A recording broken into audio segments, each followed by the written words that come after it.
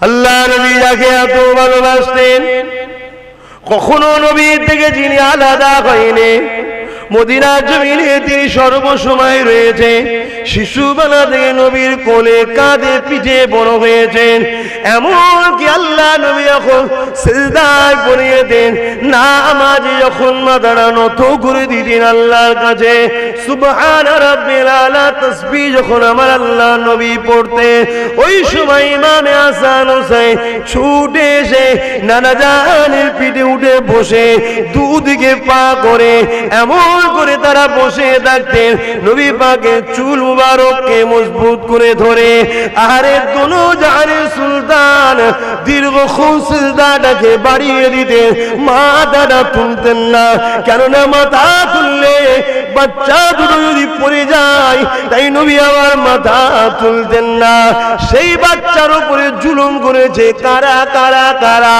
ও মুসলিমরা নয়, মুনাফিক মুসলমানেরা। শুধু আম মুসলমান নয়, 3000 মুফতি ছিল, 7000 হাফেজ ছিল। অর্থের জন্য রাজ ক্ষমতার কাছে বিক্রি হয়েছে, পদের লোভে টাকার লোভে আমার নবীর নওয়াসাকে হত্যা করতে চাইলে আজও দুনিয়ার জমিনে কি থাকতে পারে না? হাজার হাজার মুফতি মৌলানা মাপে তারা অর্থের জন্য রাজ ক্ষমতার কাছে বিক্রি হয়ে গিয়ে আল্লাহ দ্বীনের বিরুদ্ধে তারা কি দাঁড়াতে পারে না? তারা কি আল্লাহ সৃষ্টির বিরুদ্ধে দাঁড়াতে পারে না? এ যুবক পূজার চেষ্টা করো, কেননা আসার ডেট আছে, যাবার কোনো ডেট নয়, চলে যেতে হবে। কি জবাব দেবে সেই তোমার স্রষ্টা আল্লাহর কাছে। তাই সাবধান হয়ে যাও, সতর্ক হয়ে যাও। তোমার মালিক যদি তোমাকে ভালোবেসে পছন্দ করে সুখিয়ে রাখে, তুমি কি বলতে পারবে না? খাতুনে জান্নাত ফাতেমার মতো। কেমন বলেছিল ফাতেমা? হযরত আলী একদিন বলেছিল, ফাতেমা রে, কয়েকদিন খাওয়া হয়নি, ঘরে কিছু নাই, যাই তোমার আব্বার কাছে, যদি কিছু নজরানা পাওয়া যায় নিয়ে আসবো। ঘরে যখন ফিরে আসছে মনটা মরা করে, হযরত খাতুনে জান্নাত জিজ্ঞাসা করেছিল, এ আমার প্রাণের স্বামী, মনটা মরা কেন? ওই সময় হযরত আলী বলেছিল, তোমার মুখে হাসিলা হতে পারলাম না কিছু দিবা, তোমার বাচ্চাদের মুখে দিবার ওসিলা হতে পারলাম না, তাই মনটা বড় মরা হয়ে আছে। হযরত খাতুনে জান্নাত বলেছিলেন, প্রাণের স্বামী, আপনি কি জানেন না সবরকারীর সাথে আল্লাহ আছে, শুকরকারীর সাথে আল্লাহ আছে। খাওয়ালে শুকরিয়া আদায় করব, না খাওয়ালে সবর আদায় করব। আমার প্রাণের স্বামী, আমার আল্লাহ যদি ফাতেমাকে সুখিয়ে রেখে খুশি হয়, দাসী হিসাবে মালিককে কি সুখিয়ে থেকে খুশি করতে পারবো না?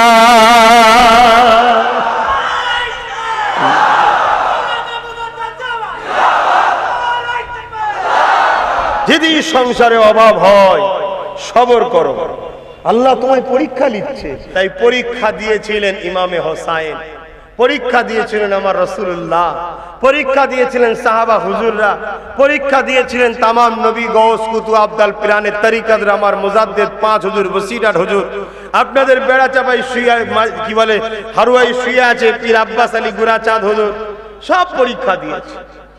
আমাদের পরীক্ষা আল্লাহ নেবে না, নেবে না। তবে আমাদের যে পরীক্ষা নিচ্ছে, ওই পরীক্ষা আল্লাহ লাইনে যে পরীক্ষা আল্লাহ হুজুরদের নিয়েছে, নবী আলাইহিস সালামদের নিয়েছে। ভেবে দেখেন, আল্লাহ নবী যাকে এত ভালোবাসতেন, যখনই নবী বা মদিনা নববী শরীফে সাহাবাদের সঙ্গে বসে কথাবার্তা আলাপ আলোচনা করতে থাকতেন, আল্লাহ নবীর নববী শরীফে পাশেতে হযরত খাতুনে জান্নাত থাকতেন।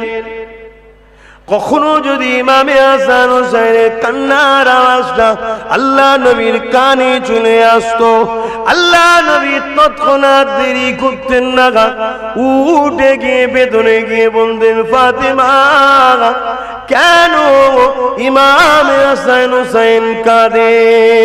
এ ফাতেমা, তুমি তো জানো তোমার আব্বা এই বাচ্চা দুটোকে বড়ই ভালোবাসে, এদের কান্না সহ্য করতে পারে না।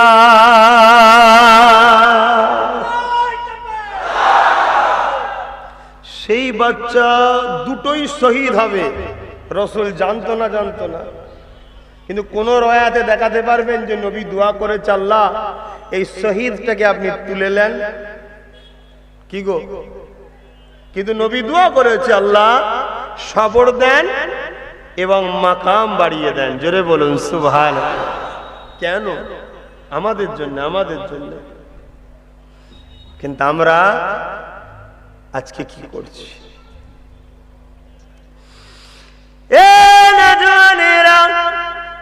আজকের এই মূল্যবান সময় আপনারা দিয়েছেন, এটাও বিতা নয়। অবশ্যই ভাবে আপনাদের ঘরে দিন শিখার জন্য নবী প্রেমিকদের কাছে যেতে হবে, নবী প্রেমিক আলেমদের কাছে যেতে হবে, নবী প্রেমিক মুফতিদের কাছে যেতে হবে, নবী প্রেমিক বক্তাদের কাছে যেতে হবে। এ যুবকেরা, আল্লাহ নবী যখন খুতবা দিতে লাগতেন, সঙ্গে সঙ্গে ইমামে হাসান হুসাইন যখন মদিনা নববী শরীফে প্রবেশ করতেন, সাহাবা হুজুররা কাতারকে সেরে দিত। দুটো ছোট ছোট বাচ্চা আল্লাহ নবীর মেম্বারে দিয়া খেয়ে যেত। আল্লাহ নবী ওই অবস্থাতে মেম্বার থেকে নেমে এসে নবী আমার হাসান হুসাইনকে কোলে করে নিয়ে আদর করে চুমা দিয়ে আহারে নিজের দুই পাশে বসিয়ে দিতে।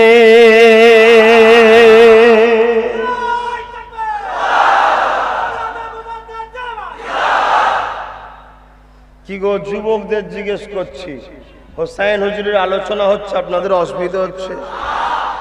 এই শুনে কি করবো বল দেখি?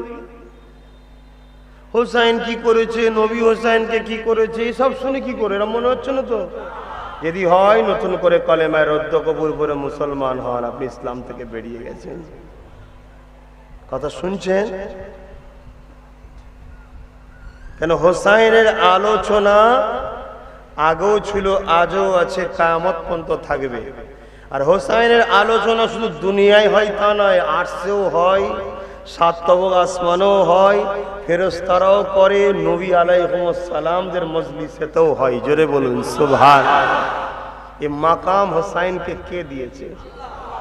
তাহলে আমাদের হিংসা হচ্ছে না তো? আমরা যদি হোসাইনের আলোচনা শুনে মনে মনে করি অবশ্যই আমাদের মালিক কত মহান ছিল, আমাদের নেতা কত মহান ছিল, জান্নাতি যুবকদের সর্দার হবে যিনি, আমরা যদি খুশি হই তাহলে জানতে হবে ভেতরে আছে এখনো ইমানটা। আশা করা যায় দেখা হবে জান্নাতে। জোরে বলুন সুবহানাল্লাহ। বোঝাতে পারছি তো নাকি ভাই? না আপনাদের খেপা খেপা মতো লাগছে? কেন আপনারা মডার্ন দুনিয়ার মানুষ তো। যত মডার্ন বলছে তত সংসারে মারপিট হচ্ছে, যত মডার্ন বলছে তত বাপ বেটায় ঝগড়া হচ্ছে, যত মডার্ন বলছে তত নেতা চোর বেরোচ্ছে, যত মডার্ন বলছে তত বিমার বাড়ছে, যত মডার্ন বলছে তত খরা দেখা দিচ্ছে, যত মডার্ন বলছে তত অশান্তি বাড়ছে। ঠিক না বেঠিক? পৃথিবীতে মডার্ন একমাত্র একটা কিতাব বানাতে পারে, ওই কিতাবটার নাম হলো কোরআন শরীফ। জোরে বলুন সুবহানাল্লাহ। এটা হলো প্রকৃত মডার্ন। যখনই তুমি যেখানেই থাকো, ১৫০০ বছর থেকে নিয়ে আজকের দিন পর্যন্ত, আরো কতদিন থাকবে আমি জানি না, তবে আনুমানিক করাই আর বেশি দিন নাই। তারপরও যতদিন থাকবে, যে সময় তুমি যেখানেই থাকো, কোরআনকে যদি ফলো করো, তোমার জন্য সমস্ত অবস্থা, সমস্ত জায়গাটায় সুন্দর ব্যবস্থা আল্লাহ করে দেবে। জোরে বলুন সুবহানাল্লাহ। তুমি তো ফলো করোনি আমার নবীকে, তুমি ফলো করো কাকে? মাফ করবে, তুমি ফলো করো দুর্নীতিবাজ, চোর, চরিত্রহীন, অসভ্য, বরবাদ, একমাত্র এজিদ মার্কা লোকে দেখানে তুমি ফলো করো। এই আজও এজিদ আছে না নয়? কিন্তু এজিদের লোকেরা এজিদের নাম বা এজিদের নেতৃত্ব আমরা মানি, বড় গর্বের সাথে বলতে পারে না, মাথা হ্যাট করে নুকিয়ে নুকিয়ে বলে। আর আমরা কিন্তু যারা হোসাইনিয়া, আমরা কিন্তু বুক শান উঁচু করে যখনই আমার নেতার প্রশংসা করি, তখন শান বুলন্দ হয়। জোরে বলুন সুবহানাল্লাহ। আমরা কেননা আমাদের নেতা ইমামে হোসাইন আমাদের নেতা এজিদ নয়। আজও কেউ যদি শরাবের পক্ষে থাকে সে কখনো হোসাইনের পক্ষে হতে পারে না। আজও কেউ যদি সুদের পক্ষে থাকে সে কখনো হোসাইনের পক্ষে হতে পারে না। আজও কেউ যদি নারী অত্যাচারের পক্ষে থাকে সে কখনো হোসাইনের পক্ষে হতে পারে না। আজও কেউ মায়েদের উপরে অত্যাচারের পক্ষে যদি থাকে সে কখনো হোসাইনের পক্ষে থাকতে পারে না। আজও কেউ যদি নারীদের ঘরে ভোগের পাত্রী মনে করা হয়, অর্থ দিয়ে নারী দেহ শোষণ করব, সে কখনো হোসাইনের পক্ষে হতে পারে না। আজও কেউ যদি মিথ্যাকে আশ্রয় হিসাবে ঢাল নেয়, মিথ্যার পক্ষে, সে কখনো হোসাইনের পক্ষে থাকতে পারে না। ইতিহাস অনেক বড়, সময়ের দিকে খেয়াল করে ফিরে আসছি, ভেবে দেখুন হোসাইন আর এজিদের ব্যাপারটা কি ছিল। দুনিয়া বলে দুই শাহজাদার লড়াই, নাউজুবিল্লাহ। এক গোলামের বাচ্চা গোলাম, আর একটা হলো মালিকের সন্তান। জোরে বলুন সুবহানাল্লাহ। কথা শুনছেন না শোনেন নে? আমরা সব গোলামের বাচ্চা গোলাম। সিদ্দিক আকবর আমার দাদুর দাদুর দাদু রসুলের গোলাম ছিল বাবা। যেখানে হোসাইন এসে যাবে সেখানে আর আব্বাস সিদ্দিকী শাহজাদা নয়, তখন হোসাইনের জুতো বাবা খাদেম। তবে বাঁচবি আব্বাস, নাই ধ্বংস হয়ে যাবে। অবশ্যই সাহাবী মুআবিয়া হুজুর আমার কাছে অনেক সম্মানের জিনিস, কোন রকম খোঁজ থাকতে পারে না। কেন তিনি ওহিলিকা একজন সাহাবী, অনেক নবীর কাছের মানুষ ছিলেন। কিন্তু যেখানে হোসাইনের মস্তা এসে যায় আর এজিদ কখনো শাহজাদা থাকতে পারে না। গোলামের বাচ্চা গোলাম ছিল, আর ইমাম হোসাইন ছিল দোনো জাহানের সুলতানের বাচ্চা। জোরে বলুন সুবহানাল্লাহ। আহা, তাই এই হোসাইন লড়াইটা কোথায়, লড়াই কোথায়? ইতিহাস জানেন কি জানি না, আমার রাসূল বলেছিলেন আমার পরে 30 বছর খেলাফত থাকবে। কত বছর? শোনো, খেলাফত আলাদা জিনিস। 30 বছর থাকবে। তার মধ্যে কম বেশি 2.5 বছর সিদ্দিক আকবর, 10 বছর ফারুক আজম, 12 বছর উসমান গনি হুজুররা ছিলেন, 4 বছর কম বেশি হযরতে মাওলা আলী। সব মিলিয়ে এদিক ওদিক করে 29.5 বছর হয়েছে। এই 4 জনকে খোলাফায়ে রাশিদি বলা হয়। কিন্তু হযরতে ইমামে হোসাইনেরটাকেও, হযরত হাসান হুজুরের 5-6 বছরটাকেও অনেকে নিয়ে 30 বছর করেছে, তাই ওনাকেও বলা হয়। যাক, যখন হযরতে আলী রাদিয়াল্লাহু তাআলা আনহু হুজুর ইন্তেকাল করলেন, খলিফা কে হবে? খলিফা কে হবে? মদিনা এবং কুফার মানুষ বলল যে হযরতে ইমামে হাসান হবেন খলিফাতুল মুসলিমিন, অর্ধেক পৃথিবীর শাহিনশাহ উনি হবে। কিন্তু হযরতে মুআবিয়া হুজুর অনেক দিন থেকে তিনি গভর্নর ছিলেন, রাসূলের সময় থেকে 20 বছর কম বেশি হয়ে আসছে। তাই কিছু মানুষ তিনাকে, সিরিয়ার মানুষ তিনাকে চাইলেন তিনি হবে। আবার মক্কার মানুষ আরেকজন সাহাবী হুজুরকে চাইলেন, ইখতিলাফ তৈরি হলো। এই সময়তে মদিনা ও কুফার মানুষেরা হযরত ইমামে হোসাইন হুজুরকে খলিফা করে বায়াত নিয়ে ঘোষণা পর্যন্ত করে দিলেন। এই ঘোষণার পরে ওইদিকে হযরতে মুআবিয়া হুজুরের ঘোষণা হয়ে গেল। এই দুজন ছিল মূল, সবার থেকে বেশি চাহনেওয়ালা। তা হযরত ইমামে হাসান হুজুর ছিলেন, চিন্তা করলেন, ভাই শুনছেন ইতিহাসটা জানা দরকার, নাই আমাদেরকে অনেকে ভুল বুঝাচ্ছে। চিন্তা করলেন আর নানার উম্মতের দুজন আমির হবে, দুজন লিডার হবে, এটা কেমন করে হতে পারে? তাই তিনি নিজে চলে গেলেন হযরতে মুআবিয়া হুজুরের কাছে, গিয়ে আলোচনার পর বেরিয়ে এসে তিনি খলিফার পদটা নিজে থেকে ছেড়ে দিলেন, দিয়ে হয়ে গেল মুআবিয়া হুজুর। কথা বুঝে আসছে? উনি ইন্তেকাল 20 বছর খেলাফতি করেছিলেন। ইন্তেকালের পরে সম্ভবত 60 সালে ইন্তেকাল করেছিলেন। ইন্তেকালের পরে ওনার ছেলে ছিল এজিদ, যে এজিদ ছোট্টবেলা থেকেই তার চাল চলন কর্মকাণ্ড দ্বীন ইসলামের বিরুদ্ধে ছিল। তাই এজিদ বসে গিয়ে নিজে থেকে গায়ের জোয়ারে নবীর যে সিস্টেমকে ব্রেক করে দিয়ে নিজে থেকে বসে গিয়ে খেলাফত ঘোষণা করে দিল এবং বিভিন্ন জায়গার গভর্নরদেরকে বলে দিল তোমরা বায়াত লিয়া শুরু করো আমার পক্ষ থেকে, যে বায়াত নেবে না তাকে কতল করে দাও, তাকে হত্যা করে দাও, এই ঘোষণা করে দিল। তেমন সময় মদিনার বুকে তো খবর এলো যে এজিদ খেলাফতে ঘোষণা করেছে ইমামে হোসাইনকেও বায়াত নিতে হবে।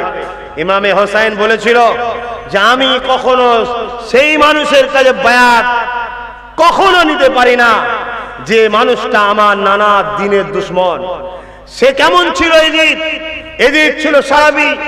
এজিদ নারীদের ঘরে নিয়ে তার রাজদরবারে উলঙ্গ নাচ ফুর্তি আনন্দ করত, কথা বুঝে আসছে, এবং পশুদের খেলা পছন্দ করত, বাঁদর পুষে রাখত, বিভিন্ন জীবজন্তু পুষে রাখত, তাদের ঘরে দিয়ে একে অপরকে লড়াই করত। আজও কিছু মানুষ জীবজন্তুর লড়াইয়ের খেলা দেখে মজা লায়, এগুলো এজিদের খসলত, ইমামে হোসাইনের খসলত নয়। কেন কোন পশুকে এইভাবে অত্যাচার করা ইসলামে হারাম, চলবে না। শুনছেন তো ভাই? যদি কেউ না জেনে করে থাকেন শুধরে যান। এজিদের সারাবি ছিল। এজিদ মানুষের উপরে, রাষ্ট্রের উপরে জুলুম করত, মানুষের উপরে জুলুম করত। তাই ইমামে হোসাইন বায়াত নেয়নি, অর্থাৎ সাপোর্ট করেনি। আজ আমরা হোসাইন দাবি করি, কিন্তু আমরা সাপোর্ট করি সারাবিদের ঘরে। তাই আমাদের উচিত লাইফটাকে চেঞ্জ করা দরকার। হোসাইন অন্যায়ের সঙ্গে হাত মিলাইনে, গর্দান কেটে দিয়ে পছন্দ করে দিয়েছে, কিন্তু অন্যায়ের সঙ্গে হাত মিলাইনে। আর আমরা গর্দান বাঁচাতে গিয়ে অন্যায়ের সঙ্গে হাত মিলাচ্ছি, আর হোসাইন হাত বাঁচাতে গিয়ে গর্দান কাটিয়ে দিয়েছে। জোরে বলুন সুবহানাল্লাহ। আপনারা অনেক কথা শুনেছেন, অনেক ইতিহাস পড়েছেন। কোনদিন কোন বক্তা, কোন মনি সাহেব, পীর সাহেব বলেছে, শুনেছেন যে কারবালায় শহীদ হয়েছে ইমামে হোসাইনের শের মুবারক নেজার উপরে, সবার উপরে বুঝিয়ে দিয়েছে। ইমাম হোসাইন আগেও পড়েছিল, আজও পড়ে আছে। জোরে বলুন সুবহানাল্লাহ। কিন্তু ইমামে হোসাইনের হাত নিয়ে কোনো আলোচনা হয়েছে শুনেছেন? তেনার জেসন মুবারক নিয়ে আলোচনা হয়েছে, শের মুবারক নিয়ে আলোচনা হয়েছে, ঘোড়া নিয়ে আলোচনা হয়েছে, তিনার পরিবার নিয়ে আলোচনা হয়েছে। কোনদিন হাত নিয়ে আলোচনা হয়নি। কেন? ইমামে হোসাইন হাতকে হিফাজত করেছে, অন্যায়ের হাতে হাত দেয়নি, অন্যায়কে সাপোর্ট করেনি, সারাবিকে সাপোর্ট করেনি। মেয়েদের উপরে যারা নারীদেরকে ভোগ খেল তামাশের পাত্রী মনে করে, তাদের সঙ্গে হাত মিলায়নি। সেই হোসাইন শহীদ হওয়ার পরে যদি এজিদ হোসাইনের হাতকে নিয়ে নিজের হাতে দিয়ে যদি বলতো, যাক হোসাইন খুশি মনে না দিল, জোর করে তো হাতটা করিয়েই নিয়েছি, না জানি আল্লাহু আলাম, আমার আল্লাহ হয়তো হোসাইনের হাতকে গায়েবী ভাবে তুলে নিয়ে গেছে। জোরে বলুন সুবহানাল্লাহ। আল্লাহ ভালো জানে, কিন্তু কোন কিতাব, কোন জায়গায় কেউ আলোচনা দেখবেন হোসাইনের হাত নিয়ে করে না, কেন উনি হাত হিফাজত করেছে। আজ আমরা কি করছি? আজ আমরা বলি আমরা হোসাইনের, তো বললে হয়নি বন্ধু, বললে হয় না। হোসাইন সেদিন রাজ ক্ষমতা দখলের জন্য লড়াই করতে নামেনি। হোসাইন অন্যায়কে ঘৃণা করেছিল। হোসাইন নারীদের উপরে যে জুলুম এজিদ করত সেইটাকে ঘৃণা করেছিল। হোসাইন এজিদ যে শরাবের নেশায় মত্ত, রাসূল শরাবকে বন্ধ করার চেষ্টা করেছিল, আজও দুনিয়ায় চলছে, এইটার বিরোধী করেছিল হোসাইন। আর আজকে আমরা কি করছি দেখুন, ভেবে দেখুন, আমাদের ঠিকানা জাহান্নাম হচ্ছে না তো? আপনারা ভাবছেন এটা দুনিয়া, অবশ্যই দুনিয়া। দুনিয়াতেই তো আমাদের ঘরে সেই মহান স্রষ্টাকে খুশি করে যেতে হবে, যিনি আমাদের ঘরে দুনিয়া দিয়েছে, যিনি আমাদের ঘরে অস্তিত্ব দিয়েছে, যিনি আমাদের ঘরে নিঃশ্বাস দিয়েছে, যিনি আমাদের চোখ দিয়েছে, হাত দিয়েছে, প্রেম দিয়েছে, বুদ্ধি দিয়েছে। তিনি তো ইমামে হোসাইনকে পরীক্ষা নিয়ে পৃথিবীকে শিক্ষা দিয়ে দিয়েছে। দেখো হোসাইন যাকে আমি জান্নাতের ঘোষণা দিয়েছি, সে কখনো অন্যায়ের সঙ্গে আপোষ করেনি। আর তুমি কি করছো? হ্যাঁ, তুমি কি করছো?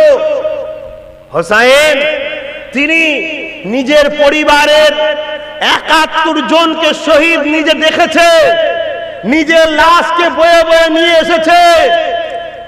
তথাপিও ইসলাম বিরোধী, সমাজ বিরোধী, মানবতা বিরোধী, আল্লাহ বিরোধী কোন আইন যারা করেছে তাদের সঙ্গে হাত মিলাইনে। আর তুমি সামান্য দুনিয়ার স্বার্থে। বড় আফসোস লাগে, কখনো কখনো ভাবি, হায়রে আব্বাস, আমরা নবীর উম্মত দাবি করি কোন মুখে?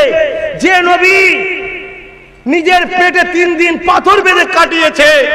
যে নবীর বেটি ফাতেমা দোনো জাহানের সুলতানের কন্যা হয়ে মাসকে মাস নিজের ঘরে খাবার ছিল না, তথাপিও কখনো আল্লাহর দ্বীনের বিরুদ্ধে গিয়ে নিজেকে সওদা করেনি। আর আমরা সামান্য এক বেলা খেতে যদি না পাই, অমনি হারামের খাদ্য খাওয়ার জন্য বেরিয়ে যাই। কিসের টাকা, কিসের খাবার আমরা দেখিনি, যে যা দেয় নিয়ে নিচ্ছি। কি গো, আলোচনা শুনছো যুবকরা? যদি পারো পরিবর্তন হও, সবর করো, ধৈর্য ধরো। আল্লাহ তোমাকে যদি এক বেলা খাইয়ে আর এক বেলা শুকিয়ে রেখে জান্নাত দিতে চাই, তুমি কি রাজি নয়? তোমার মালিক দুটো চোখ, দুটো হাত, দুটো পা, দুটো কান তো দিয়েছে, তোমাকে তো কানা করে নেই। না হয় এক বেলা খাওয়া তোমার কেড়ে নিয়ে তোমায় পরীক্ষা নিচ্ছে, তুমি ধৈর্য হারা হয়ে গেলে। না হয় ওকে দুতলা তোমাকে একতলা দিয়েছে, ধৈর্য হারা। না হয় ওকে গাড়ি তোমাকে পায়ে হেঁটে, তুমি ধৈর্য হারা। তোমার পাটা কে দিল? কে দিল তোমাকে? ভাবো, সেই মালিককে তুমি অখুশি করে ফেলছো। তাই ইমামে হোসাইনের জিন্দেগি নিজের জীবনে নিয়ে আসে, হুজুর দেখিয়ে দিয়েছে। আল্লাহ নবী যাকে এত ভালোবাসতেন, কখনো নবীর থেকে যিনি আলাদা হয়নি, মদিনার জমিনে তিনি সর্বসময় রয়েছে। শিশুবেলা থেকে নবীর কোলে, কাঁধে, পিঠে বড় হয়েছেন। এমনকি আল্লাহ নবী যখন সিজদায় পড়িয়ে দেন, নামাজে যখন মাথাটা নত করে দিতেন আল্লাহর কাছে, সুবহান রাব্বিল আলা তাসবিহ যখন আমার আল্লাহ নবী পড়তেন, ওই সময় ইমামে হাসান হোসেন ছুটে এসে নানা জানের পিঠে উঠে বসে দুদিকে পা করে এমন করে তারা বসে থাকতেন, নবী পাকের চুল মুবারককে মজবুত করে ধরে। আরে দোনো জাহানের সুলতান দীর্ঘক্ষণ সিজদাটাকে বাড়িয়ে দিতেন, মাথাটা তুলতেন না। কেননা মাথা তুললে বাচ্চা দুটো যদি পড়ে যায়, তাই নবী আমার মাথা তুলতেন না। সেই বাচ্চার উপরে জুলুম করেছে কারা কারা কারা? ও মুসলিমরা নয়, মুনাফিক মুসলমানেরা। শুধু আম মুসলমান নয়, 3000 মুফতি ছিল, 7000 হাফেজ ছিল। অর্থের জন্য রাজ ক্ষমতার কাছে বিক্রি হয়েছে, পদের লোভে, টাকার লোভে আমার নবীর নওয়াসাকে হত্যা করতে চাইনি। আজও দুনিয়ার জমিনে কি থাকতে পারে না? হাজার হাজার মুফতি, মৌলানা, হাফেজ, তারা অর্থের জন্য রাজ ক্ষমতার কাছে বিক্রি হয়ে গিয়ে আল্লাহর দ্বীনের বিরুদ্ধে তারা কি দাঁড়াতে পারে না? তারা কি আল্লাহ সৃষ্টির বিরুদ্ধে দাঁড়াতে পারে না? এ যুবক, পূজার চেষ্টা করো, কেননা আসার ডেট আছে, যাবার কোনো ডেট নয়, চলে যেতে হবে। কি জবাব দেবে সেই তোমার স্রষ্টা আল্লাহর কাছে? তাই সাবধান হয়ে যাও, সতর্ক হয়ে যাও। তোমার মালিক যদি তোমাকে ভালোবেসে পছন্দ করে সুখিয়ে রাখে, তুমি কি বলতে পারবে না? খাতুনে জান্নাত ফাতেমার মতো। কেমন বলেছিল ফাতেমা? হযরত আলী একদিন বলেছিল, ফাতেমা রে, কয়েকদিন খাওয়া হয়নি, ঘরে কিছু নাই, যাই তোমার আব্বার কাছে, যদি কিছু নজরানা পাওয়া যায় নিয়ে আসবো। ঘরে যখন ফিরে আসছে মনটা মরা করে, হযরত খাতুনে জান্নাত জিজ্ঞাসা করেছিল, এ আমার প্রাণের স্বামী, মনটা মরা কেন? ওই সময় হযরত আলী বলেছিল, তোমার মুখে 80 লাখ হতে পারলাম না কিছু দিবা, তোমার বাচ্চাদের মুখে দিবার ওসিলা হতে পারলাম না, তাই মনটা বড় মরা হয়ে আছে। হযরত খাতুনে জান্নাত বলেছিলেন, প্রাণের স্বামী, আপনি কি জানেন না সবরকারীর সাথে আল্লাহ আছে, শুকরকারীর সাথেও আল্লাহ আছে। খাওয়ালে শুকরিয়া আদায় করব, না খাওয়ালে সবর আদায় করব। আমার প্রাণের স্বামী, আমার আল্লাহ যদি ফাতেমাকে শুকিয়ে রেখে খুশি হয়, দাসী হিসাবে মালিককে কি শুকিয়ে থেকে খুশি করতে পারবো না?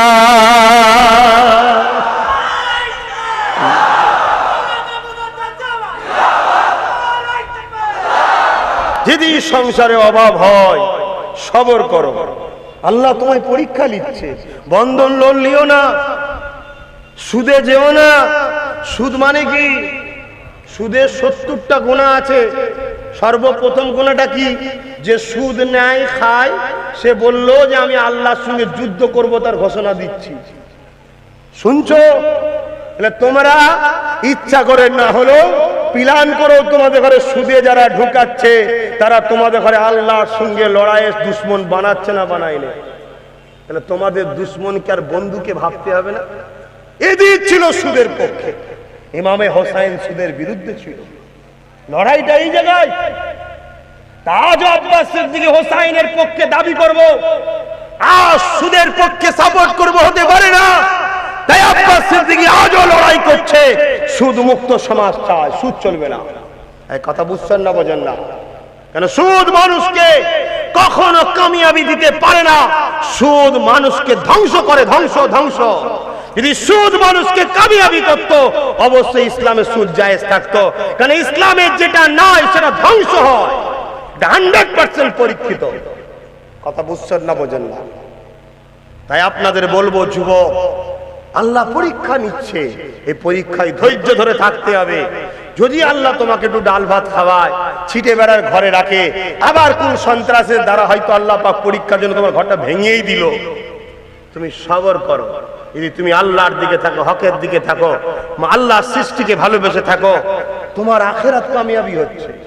তুমি মন খারাপ করছো কেন? কিন্তু তুমি ধৈর্য হারা হবে, হারামের দিকে যাবে, খারাপে যাবে। আরে হুজুরের ওয়াজ ওইখানে রেখে দে, ওসব কথা চলে নাকি? আজকের দিনে গাড়ি বাড়ি টাকা পয়সা না থাকলে হয়? মনে রেখে দেবে, বুড়ো বয়স হলো তুমি সমাজের কাছে বেউজ্জতি হবে। আজ যেমন অনেকে বেউজ্জতি হচ্ছে, দেখছেন না? খোদা তোমাকেও দুনিয়ায় লাঞ্ছিত করবে, আখিরাতেও জাহান্নামে দেবে। তুমি শুধরে যাও। শুনছো তো নাকি? এটা শিক্ষা, এগুলো আল্লাহ শিক্ষা দেয়। হাসার কিছু নেই, হাসার কিচ্ছু নেই। কেউ যদি চুরি করে অপরাধী হয়, তাকে চোরকে সাপোর্ট করার জন্য তোমরা জাহান্নামের খোরাক হচ্ছ। হুঁশ নাই তোমাদের? চলো, কোন মুফতি ফতোয়া দেবে, বলো যে চোরকে সাপোর্ট করলে জাহান্নামে যাওয়া যাবে না। কথা বুঝছেন? অনেকে আবার বলে যে আমরা তো গণতান্ত্রিক দেশে বাস করি, এখানে কি ইসলামিক আইন চলে? লা হাওলা ওয়ালা কুওয়াতা ইল্লা বিল্লাহিল আলিয়্যিল আযীম। তওবা তওবা তওবা। এই কথা বললে ঈমান থাকবে? আমার রসুলের দিন চলবে না পৃথিবীতে এমন কোন জায়গা আছে ভাই? কেন রসুলের দিনটা কার? ইন্নাদ দীনা ইনদাল্লাহি ইসলাম। ভারতবর্ষ আমার মহান দেশ, কিন্তু এই পৃথিবীর মালিক কে? ভারতবর্ষের সৃষ্টি মালিক কে?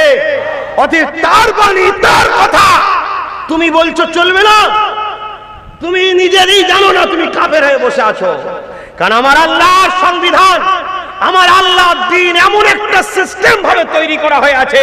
তুমি আমেরিকায় থাকো, জাপানে থাকো, লন্ডনে থাকো, ভারতে থাকো, বাংলাদেশে থাকো, শ্রীলঙ্কায় থাকো, কোন জায়গায় তোমার এমন কোন কাজ ইসলাম করতে বারণ করেনি যেটা দেশের বিরুদ্ধে যাবে। শুনে রেখে দাও, তুমি সন্ত্রাসের বিরুদ্ধে যেতে পারে, সমাজ বিরোধীদের বিরুদ্ধে যেতে পারে, চোরেদের বিরুদ্ধে যেতে পারে, দুর্নীতিবাজদের বিরুদ্ধে যেতে পারে। আল্লাহর দ্বীন কখনো মাতৃভূমির বিরুদ্ধে আমাদেরকে শিক্ষা দেয়নি। উপরন্তু আল্লাহর দ্বীন শিখিয়েছে মাতৃভূমিকে ভালোবাসাটাও সওয়াবের কাজ, নেকি হয়। জোরে বলুন সুবহানাল্লাহ। কিন্তু দুঃখের বিষয়, আমাদের ঘরে শিক্ষা দেওয়া হয় না। আমাদের ঘরে শুধু শিখানো হয়েছে নামাজ, রোজা, হজ, যাকাত, কলেমা, এইটুকু শিখানো হয়েছে, বাকি আর শিখানো হয়নি। অর্থ ইসলাম শুধু নামাজ, রোজা, হজ, যাকাতের নাম নয়। যেমন নামাজের নীতি আছে, ইবাদতের নীতি আছে, হজ, রোজা, যাকাত, দান, খায়রাত, এগুলো হচ্ছে ইবাদত নীতি। ঠিক তেমনি ইসলামে মা বাবার ভালোবাসার নীতি আছে, সামাজিকতার নীতি আছে, অর্থনৈতিক নীতি আছে, এডুকেশন নীতি আছে, পারিবারিক নীতি আছে, মাতৃভূমি ভালোবাসার নীতি আছে, মানববন্ধনের নীতি আছে, রাজনীতির নীতি আছে। সমস্ত কিছু নীতি ইসলাম আমাদের ঘরে শিখিয়ে দিয়েছে। জোরে বলুন সুবহানাল্লাহ। কিন্তু আমরা ভুলে গেছি। তাই আমাদের উচিত ইমামে হোসাইনের জীবনীটাকে ফলো করা দরকার। ইমামে হোসাইনের জীবনী ফলো করা দরকার। বাবা সেই আবার এগিয়ে যায়। অসুবিধা হচ্ছে না তো? যুবকদের বলছি, খালি মাথাওয়ালা কোনো অসুবিধা হচ্ছে না তো? কেন বড় ব্যস্ত থাকো, এসে বসে পড়েছো, বুঝতেই পারছি। সাজারও সময় পাওনি, সাজারও সময় পাওনি। কিন্তু এই ব্যস্ততা একদিন শেষ হয়ে যাবে। হবে না? হবে না? যখন তুমি লাশ হবে, তুমি তোমার শরীরটা যখন, তোমার শরীর থেকে যখন রুহটা বেরিয়ে যাবে, তখন তোমার ব্যস্ততা শেষ। তখন ফেরেশতা এসে তোমায় জিজ্ঞেস করবে, যুবক, এ যুবতী, এ আল্লাহর বান্দা বান্দি, ব্যস্ততা কোথায় গেল? ব্যস্ততা কোথায় গেল? তুই ডাক্তার হতে গিয়ে আল্লাহ ভুলে গেলি, পুলিশ হতে গিয়ে আল্লাহ ভুলে গেলি, জজ হতে গিয়ে আল্লাহ ভুলে গেলি, নেতা হতে গিয়ে আল্লাহ ভুলে গেলি, হুজুর হতে গিয়ে আল্লাহ ভুলে গেলি। হুজুর হতে গিয়ে আল্লাহ ভোলে না, স্বাভাবিক। হুজুর তো সে যে আল্লাহকে ধরে, ঠিক না বেটি? হ্যাঁ, কিন্তু এখন আল্লাহ ভোলাও কিছু হুজুর বেরিয়ে পড়েছে, তো তাই বললাম একটু। ব্যস্ততা কোথায় বলতে পারবে না, ফেরেশতা তখন নিজের জবাব নিজেই দেবে। অতএব এই জিন্দেগি তোমাকে অনেক দূর ছুট কাটাবে, কিন্তু ওই রাস্তায় ছুটুনি যে রাস্তা তোমার মালিক অপছন্দ করে। ওই রাস্তায় ছোট যে রাস্তায় ছুটার জন্য আল্লাহ রসুল হোসাইনকে ছোটবেলা থেকে শিখিয়েছিল। না না, তোমার উপর এই হবে, তোমার উপর এই হবে, এই হবে, এই হবে। না না, তুমি সবর করবে, কিয়ামত দিন তোমাকে দেখিয়েই কোটি কোটি গুনাহগার গুলোকে জান্নাতে নিয়ে যাবো। জোরে বলুন সুবহানাল্লাহ। আর সেই উম্মত যদি হোসাইনের দুশ্মন এজিদদের দিকে থাকে, তোরা নাজাত পাবি? কথা বুঝছেন না, বোঝেন না? জানতো না ভুল হচ্ছে আলাদা কথা, জানার পরে আর ভুল করা যায়? কি গো, আমার অসুবিধা হচ্ছে, আমার ডিউটি তো ডিউটি নয় যে এগুলোকে বাঁচানো। এই ডিউটি আছে না? না, তবে তো আমার হক কথা বলা হবে। আর নাই শুধু এসে চলে গেলাম, যা হচ্ছে হোক গে যাক, আমি আমার বেড়া ঠিক রাখি। একে কি বলা হয়? মুনাফিক বলা হয়, ঠিক না বেটি? না, খুলে খুলে বলতে হবে। আম মানুষ বোঝে না, আম মানুষ বোঝে না। লক্ষ লক্ষ যুবক আমাকে বলেছে, লক্ষ হাজার নয়, যে আপনি সবই ঠিক আছে, এটা তো ইসলামিক কান্ট্রি নয়, এটা তো গণতান্ত্রিক কান্ট্রি, এখানে কি করে কি হয় বলেন না? আমি একটাই কথা বলেছি, এখানে যদি সবার বাপকে বাপ বলা যায়, তাহলে আমার বাপকে আব্বা বলা যাবে না কেন? কি গো, এখানে যদি সবার নেতার নেতৃত্বটা চলে, আমার নেতার নেতৃত্বটা চলবে না কেন? কথা বুঝছেন না, বোঝেন না? রোগটা আমাদের মধ্যে হয়েছে, ওদের মধ্যে নয়। আজ থেকে প্রতিজ্ঞা নেন, পানি খাবো নবীজি ভাবে খেতে বলেছে, ঘুমাবো নবীজি ভাবে ঘুমাতে বলেছে, দোকানদারি করবো নবীজি ভাবে করেছে, ব্যবসা করবো নবীজি ভাবে করতে বলেছে, দান করবো নবীজি ভাবে করতে বলেছে, অমুসলিমকে সাহায্য করবো নবীজি ভাবে করতে বলেছে, অন্য ধর্মের মানুষের সঙ্গে মানববন্ধন করবো নবীজি ভাবে করতে বলেছে, দেশকে ভালোবাসবো নবীজি ভাবে করতে বলেছে, রাজনীতি করবো আমার রাসূলজি ভাবে করতে বলেছে। রাজনীতির নামে প্রজাকে লুটা হারাম, রাজনীতি হলো প্রজাকে সেবা করার নাম, প্রজা সুখে সুখে প্যার সাহায্য মাতৃভূমিকে নিরাপদ রাখার নাম। এই রাজনীতি রাসূল শিখিয়েছে। কথা শুনছেন না শোনেন নেই? এর বেখেলাফ যাওয়া রাজনীতি নয়, ওটা রাজনীতির নামে রাষ্ট্র রাষ্ট্রবাসীকে শোষণ করা, এটা সন্ত্রাসী নীতি। কথা বুঝছেন না, বোঝেন না? আজকে জনগণ খেতে পাবে না, নেতা দিনকে দিন ফুলে মুটে আকাশে উঠে যাচ্ছে, এটা মোস্তফার রাজনীতি হারাম।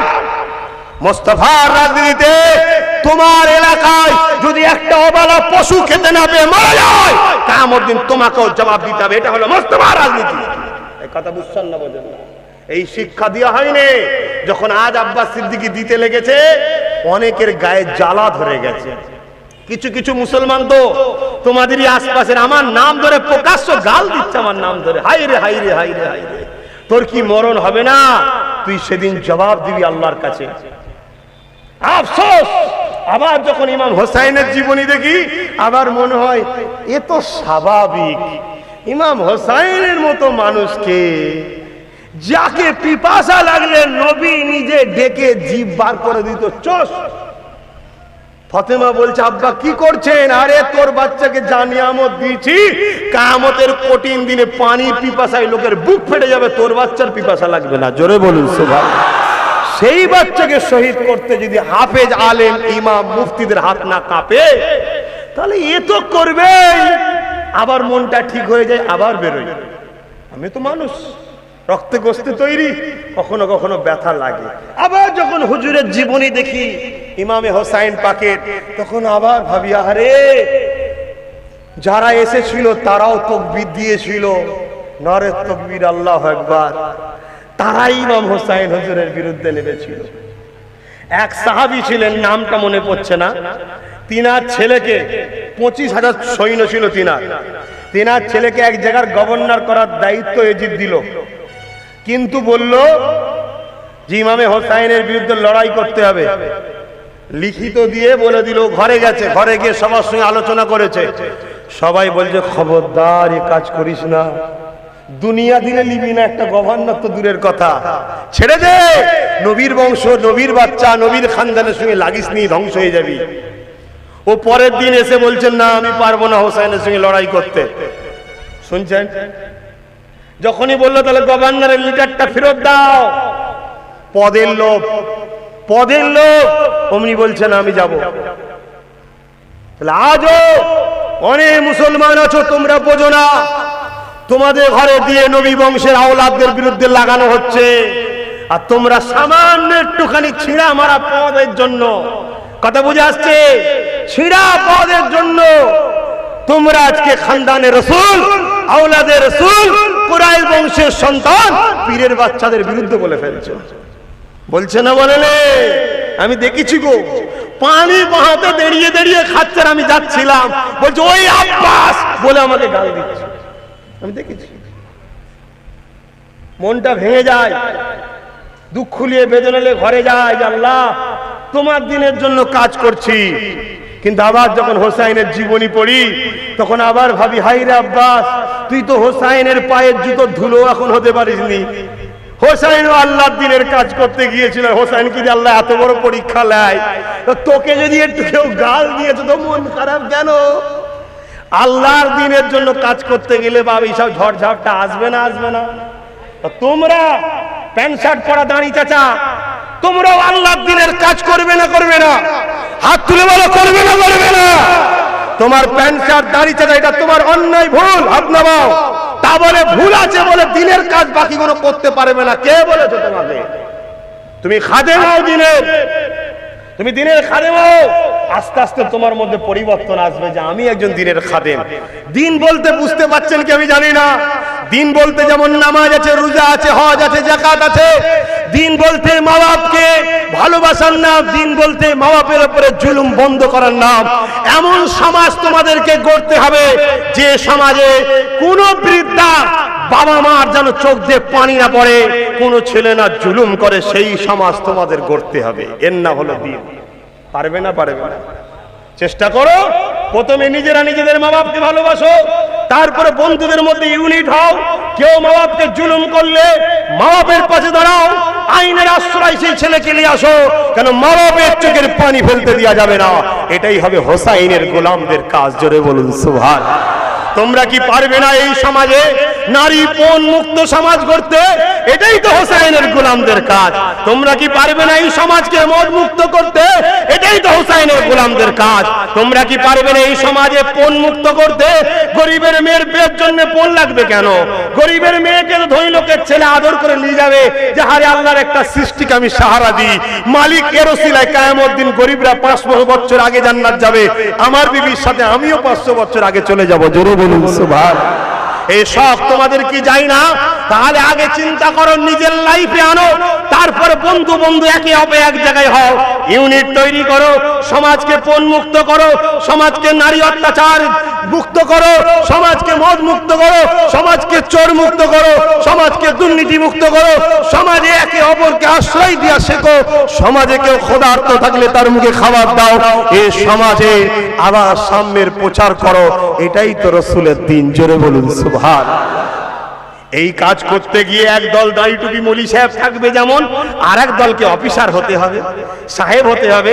কেন? দাড়িওয়ালা টুপিওয়ালা যখন এই কাজ করে আর এক দল এসে তাকে রোকে, ওই রুকবার জন্য আমাদেরও কিছু খোলার রাস্তার লোক দরকার আছে না নাই? এই কথা বুঝছেন না, বোঝেন না? যেমন আমি দাড়ি টুপি রেখে মৌলী সাহেব হুজুর সেজে সাম্যের বাণী প্রচার করছি, আমাকে যদি কেউ রুখতে আসে, তার জন্য কাউকে ঠিক করা হচ্ছে, সে তখন সামনে আসবে, হবে না রুকা আমি আছি।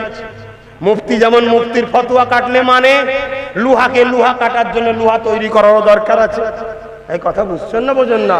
হ্যাঁ, ইমাম সাহেব যেমন মসজিদে দাঁড়িয়ে বলবে যে সুদখোর মসজিদে প্রবেশ করবেন না, ইমাম সাহেবকে যখন রুখতে যাবে, ওই রুখতে যাতে না পারে, তখন তোমাদের ঘরেও বড় বড় অফিসার ভিআইপি হতে হবে।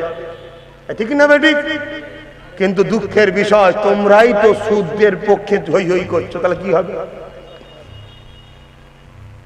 আমার অজে অসুবিধে হলো না, আমি অজ করবো না, ছেড়ে দেন না, মন খারাপ হয়ে গেছে। হ্যাঁ, বিশেষ করে যুবক ছেলেগুলোর হয়ে গেছে, যার 10 বছর এইগুলো ঠিক আছে, 10 বছর পর ছেড়ে দেবো।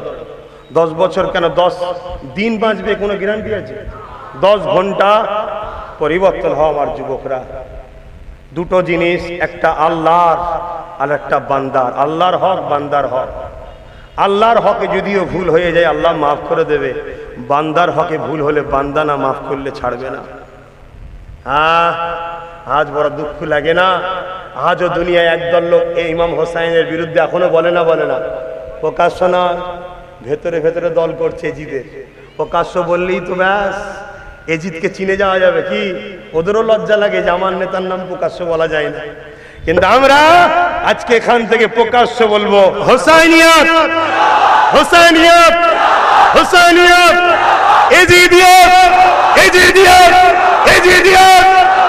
কই কেউ বলুক না দেখি এজিদিয়াত জিন্দাবাদ আর হোসাইনিয়াত মুর্দাবাদ, কেউ বলতে পারবে? তাহলে তোদের কি রকম চোর মার্কা নেতা ভেবে দেখ, এখনো মাথা হ্যাট করে আছিস। আর চলে আমার হোসাইনের দিকে। আমার হোসাইন সাম্যের পক্ষে, ন্যায়ের পক্ষে, সত্যের পক্ষে, কল্যাণের পক্ষে, উন্নয়নের পক্ষে, মানুষের পক্ষে, গরিবের পক্ষে, অসহায়ের পক্ষে, এতিমের পক্ষে। আমার হোসাইন তামাম কায়নাতের স্রষ্টা আল্লাহর পক্ষে। জোরে বলুন সুবহানাল্লাহ। তাহলে আপনারা কোন দিকে, হোসাইনের দিকে না এজিদের দিকে? হোসাইনের দিকে তো মুখে বললেন, কাজগুলো তাহলে এজিদের দিক থেকে ছাড়তে হবে। তো কে ছাড়বেন না? আল্লাহ তো আপনাদের ভালোবাসে, ভালোবাসে বলেই তো আপনাদের সামনে চোর দেখাচ্ছে আল্লাহ, ভালোবাসে বলেই তো আপনাদের সামনে দুর্নীতিবাজ মাতাল দেখাটা দেখিয়ে দিচ্ছে। যদি ভালো না বাসতো আল্লাহ পাক সব চেপে রেখে দিত, আপনারা আরো ধ্বংস হয়ে যেতেন।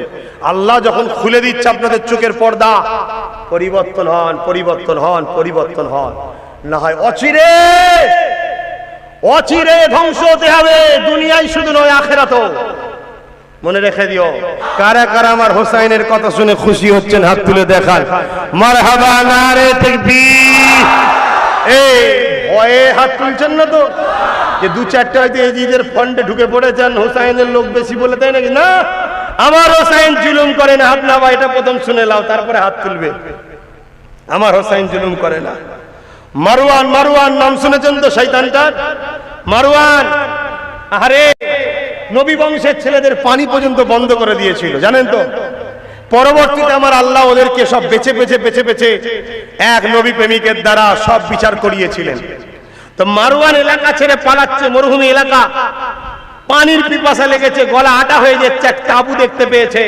মন দিয়ে শোনো, শোনো মন দিয়ে, দূরে কাছে যে এখানে আছো, প্রতিটা মানুষ শুনুন, মুসলিম শুধু নয়, মানুষ শুনুন, আমার হোসাইনের বাচ্চা কি শিক্ষা দিয়েছে। আহারে, যে মারওয়ান ফুরাত নদীকে সৈন্য দিয়ে ঘিরে দিয়েছিল, ইমামে হোসাইন হুজুরের ছোট্ট বাচ্চা আলী আসগার যখন 1 মাসের বাচ্চা হবে কম বেশি, পানি পান করাতে গিয়েছিল, তীর মেরেছিল, গলার এই শাখির মধ্যে তীর ঢুকে গিয়েছিল, পানি খেতে দেয়নি নবী বংশতে পারে। কি হারিয়েছো তোমরা, কি হারিয়েছো? ইমামে জয়নুল আবেদিন জীবনে কোনোদিন ঠান্ডা পানি খায়নি। ইমামে জয়নুল আবেদিন কারবালার পরে জীবনে কোনোদিন হাসেনি। ইমামে জয়নুল আবেদিন কারবালার পরে জীবনে কোনোদিন তার চোখ দিয়ে পানি পড়েনি, এমন কোনো দিন নাই রোজ পানি পড়েছে, এমন সবাই দেখেছে। কাবা শরীফ তওয়াফ করছে আর কাঁদছে। কেউ জিজ্ঞাসা করছে আপনি এত কাঁদছেন কেন? তখন বলেছিলেন ইব্রাহিম নবী তার বাচ্চাকে আল্লাহর হুকুমে কুরবানি করতে গিয়েছিল, কিন্তু বাচ্চা কুরবানি হয়নি, পেয়ে গেছে।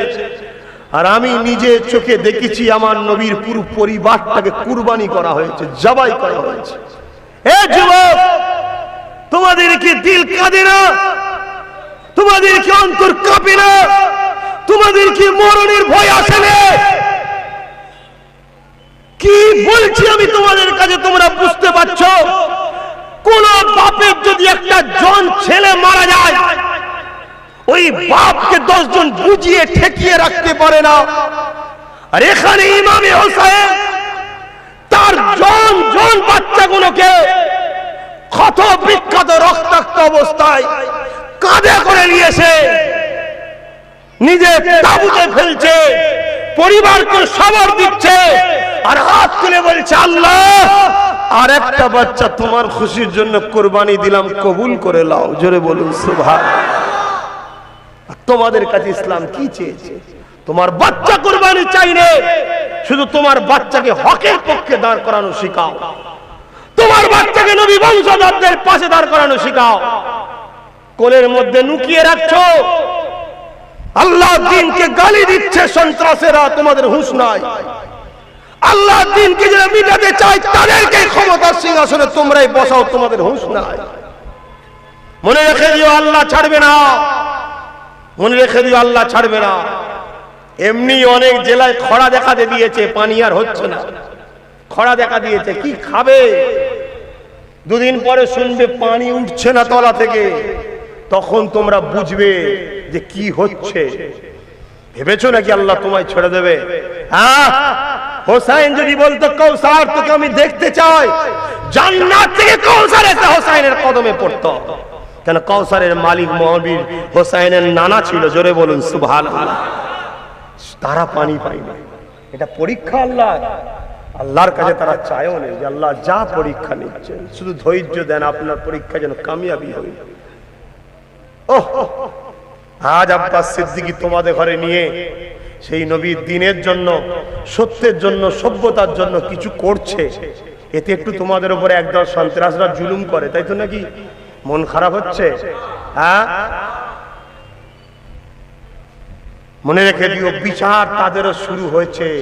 এখন তো সবে ধোঁয়া উঠছে, আগুন এখনো ধরেনি। খোদা ধরাবে, দাঁড়াও, খোদা ধরাবে। হযরতে জাইনুল আবেদিন তাঁবুর মধ্যে ইবাদত করছিলেন। মারওয়ান যে নবী বংশধরকে পানি দেয়নি, যুদ্ধ করেছে। শুনছেন ভাই? বলবো না থাকবে? আর এসব কথা বলা কত কষ্টের ব্যাপার। আপনাদের যদি শোনার মতো মন মানসিকতা না থাকে, ওই পরিবেশে বলারও উচিত নয়। হযরতে জাইনুল আবেদিন ইবাদত করছে। মারওয়ান ভাবলো এই তাঁবুর মধ্যে যায়, যে যদি কিছু পানি পাওয়া যায়। ভেতরে যে জাইনুল আবেদিন জানে না তো, তাঁবু খুলে দেখছে জাইনুল আবেদিন ইবাদত করছে, কিন্তু এত পিপাসা লেগেছে, পানি না চাওয়ার উপায় নেই, তাই বলছে আমাকে একটু পানি দাও। জাইনুল আবেদিন চোখটা তুললেন, পানি দিলেন, পান করলেন। এত পিপাসা লেগেছে, আবার পানি দাও, আবার দিলেন, আবার বলছে আবার দাও, আবার দিলেন। শোনো শোনো, আমার হোসাইন তার বাচ্চা কি করছে শোনো। আজ আমরা দেখেছি সোশ্যাল মিডিয়ায় অনেককে বিভিন্ন স্লোগানে পিটিয়ে পিটিয়ে মেরে ফেলা হচ্ছে। পানি চেয়েছে, মুখে দিয়েছে। এই কালচার ধ্বংস হবে না, এজিরি কালচার। আর হোসাইনের কালচার, রাসূলের কালচার কেমন দেখুন। মারওয়ান মনে করছে হয়তো আমায় চিনতে পারেনি, চিনতে পারেনি, তাই বলছে আপনি কি আমায় চিনতে পেরেছেন? হোসাইনের চোখ দিয়ে ঝরঝর করে পানি বেরোচ্ছে। বলছে তোকে মারওয়ান চিনি না, তুই পুরো নবী বংশধরকে ধ্বংস করেছিলিস, জবাই করেছিলিস। তাহলে পানি দিলি কেন? পানি দিলে কেন? বলছে যখন তোর দুয়ারে গিয়েছিলাম তোরা পানি বন্ধ করে কতল করেছিলিস, কিন্তু তোরা যখন আমার দুয়ারে এসেছিস আমার নানা শিক্ষা দিয়েছে দুশ্মনকেও পানি দাও, এটা আমাদের সিস্টেম। জোরে বলুন সুবহানাল্লাহ। সেই নবীর দিন ছেড়ে দিয়ে কাদেরকে তোমরা ফলো করো? কারা তোমাদের লিডার? কারা তোমাদের রাহবার? কারা তোমাদের নেতা? কারা তোমাদের আমির সাহেব? ভাবো, ভেবে পরিবর্তন করো জিন্দেগিকে। বয়স দেখতে যেও না। যদি মনে হয় আব্বাস সিদ্দিকী নবীর দ্বীনের জন্য, হকের জন্য কাজ করছে, উলামা থেকে শুরু করে, হাফেজ ইমাম থেকে শুরু করে, সাধারণ যুবকদের থেকে শুরু করে, মা বোন থেকে শুরু করে সবাইকে দাওয়াত দিয়ে যাচ্ছি, আসো আসো আসো আমার পাশে দাঁড়াও। দাওয়াত দিয়ে গেলাম, আসো।